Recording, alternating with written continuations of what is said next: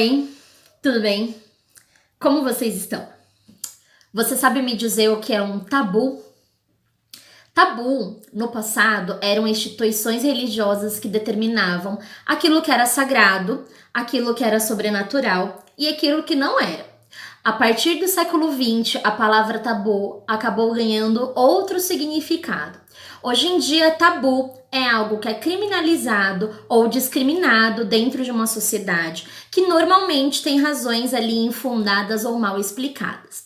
Então, é necessário para você que está buscando conhecimento que você entenda e quebre alguns tabus para que você possa compreender e formatar as suas opiniões a respeito de algo. O que acontece? Quando a gente cria uma opinião, um argumento em relação a alguma coisa, é necessário que a gente conheça aquilo que a gente está criticando e é necessário que a gente reforce os nossos argumentos.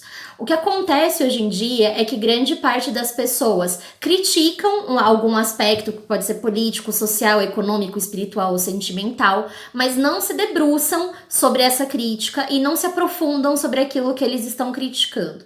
Então, essa série, essas próximas aulas, elas vão ser voltadas para organizar esse tipo de pensamento e argumento. Hoje nós vamos ter uma breve introdução ao pensamento de um filósofo alemão. Na realidade, ele nasceu na Prússia, né, que na época ainda era um estado indefinido, se pertencia ou não à Alemanha, que é o senhor Karl Marx, também conhecido aí como o pai do comunismo. O Karl Marx, ao longo da história, ele vem sendo bastante demonizado, inclusive por pessoas que não sabem ali compreender a sua produção literária, digamos assim. É importante que a gente entenda a contribuição de toda a obra que o Karl Marx teve ao longo da história, porque ela é utilizada em várias disciplinas, como história, geografia, sociologia, economia, entre outros. O Marx, ele era filho de judeus, ele vem de uma família judaica, e o que acontece? Para que o pai dele pudesse viver de um jeito mais confortável diante da sociedade, na metade da vida ali, da vida do pai do Karl Marx, ele vai começar a viver de um jeito um pouco menos judeu. E por conta disso, o Marx vai vir de uma origem, né, pequeno-burguesa. Mas conforme o Marx atinge a idade adulta, a família dele entra em crise economicamente falando e ele vai acabar se formando em direito. O Marx ele vai se casar, né, com uma moça chamada Jenny, que na realidade se chama Joana, e a vida que os dois vão ter vai ser extremamente precária. Então, o Marx ele começa a produzir grande parte dos escritos dele a partir de um ponto de vista que era o ponto de vista social dele, de uma classe menos abastada. Toda a produção que o Marx vai fazer ao longo da sua história, que inclusive nem vai ser reconhecida durante a sua vida, somente ali depois que ele morre, é que se considera algo ali do que ele escreveu, o Marx ele vai ser financiado por um outro filósofo que vai ser o Friedrich Engels. Na atualidade, os escritos do Marx, eles são bastante demonizados, e no passado esses escritos também eram bastante criticados. Uma parte disso pode ser explicada, essa demonização ela pode ser explicada por causa de alguns regimes que pegaram algumas partes das teorias marxistas e aplicaram ali nos seus governos, nos seus estados e nos seus países.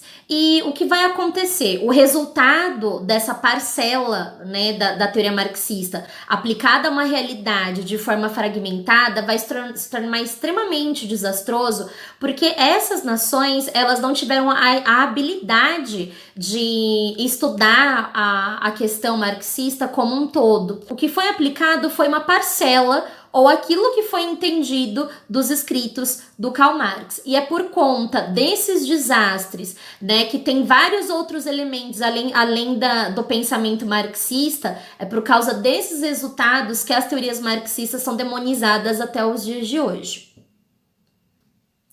É importante a gente salientar que as ideias que o Marx teve e as críticas que o Marx produziu, elas tiveram algum fundamento, né? O Marx, ele se formou em direito, né? Na realidade, Ele conhece bastante as teorias de direito, apesar daquilo que ele escreveu ser mais aplicável em economia e filosofia.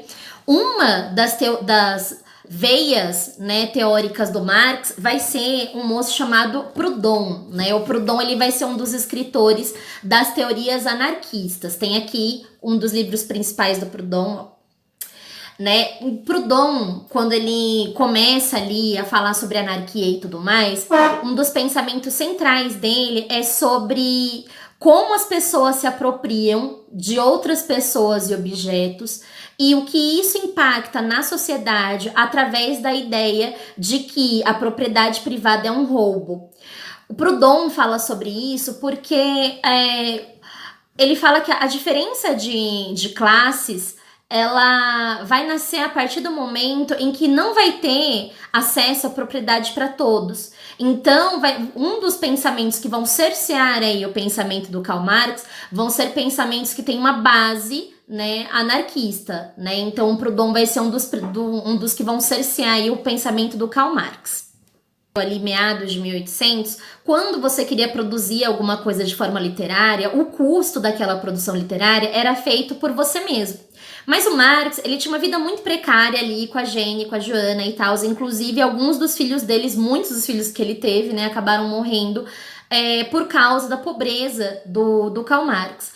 Quando se produzia alguma coisa, saía do bolso de alguém, né? Então, quem vai puxar o Marx vai ser o Engels, inclusive nesse jornal aí, que é o Gazeta Renana, que vai ser um dos jornais, dos meios, aliás, que vai ser um dos meios de propagação das ideias do Marx. Então, o Marx está numa Alemanha que está vivendo ali uma revolução industrial e onde a exploração do trabalho está chegando ali em grandes escalas. Então, o principal objetivo ali da linha de pensamento do Karl Marx vai ser basicamente, né, analisar os conflitos e as falhas do sistema capitalista quando ele chega ali na sua fase industrial. A gente sabe, né, a gente fez uma análise bastante clara sobre como o capitalismo funciona, que é a ideia de troca de bens, de lucros, de compra e venda, de valores, de geração de mais-valia e assim por diante. Então, Marx, ele começa a analisar economicamente o porquê o capitalismo se tornou e continua se tornando, né, um meio de produção bastante conflituoso. Na realidade, o capitalismo, ele é um modelo econômico, né, que vem chegando até nós há muito tempo. Existem duas razões que definem aí basicamente todo o pensamento, crítica e estudos ali do senhor Karl Marx. Então, o primeiro objetivo do Karl Marx é analisar os conflitos e falhas que o capitalismo apresenta na sua versão ali, que é a versão industrial alemã, característica do período em que o Marx viveu.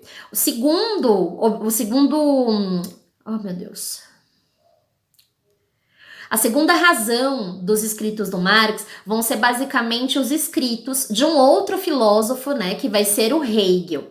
O Hegel, ele tinha algumas ideias que eram bastante difíceis de entender. O Hegel é contemporâneo do Marx. E ele falava que, na realidade, era a sociedade que criava as pessoas. E o Marx, ele vai contrapor o Hegel nesse sentido e vai falar, não é isso. Basicamente, é o meu trabalho e a minha criação que cria a sociedade. E aí vai ser pautado nisso, que grande parte dos estudos do Marx vão ser pautados. Então, o Marx, ele vai se ocupar em livros como O Capital de explicar matematicamente o porquê que o sistema capitalista se torna injusto. Mas é importante falar que o Marx, ele aponta ali uma solução para os problemas que o capitalismo estava causando no período em que ele vivia. Então, o Marx fala que o principal filho, né, do capitalismo vai ser a diferença de classes. Então, segundo o Karl Marx, o maior problema do capitalismo é que ele diferencia as classes. Ou você é pobre, ou você é explorado, ou você é rico e explora, segundo o Karl Marx. E a solução que o Karl Marx vai apresentar para isso vai ser a luta de classes. O que seria a luta de classes, né? Seria o ato da classe que está sendo explorada se voltar contra a classe que explora. Então, a luta de classe, segundo o Karl Marx, seria o combustível que moveria a sociedade para um futuro melhor, digamos assim. Então, essa foi a introdução do pensamento do Karl Marx. Obrigada.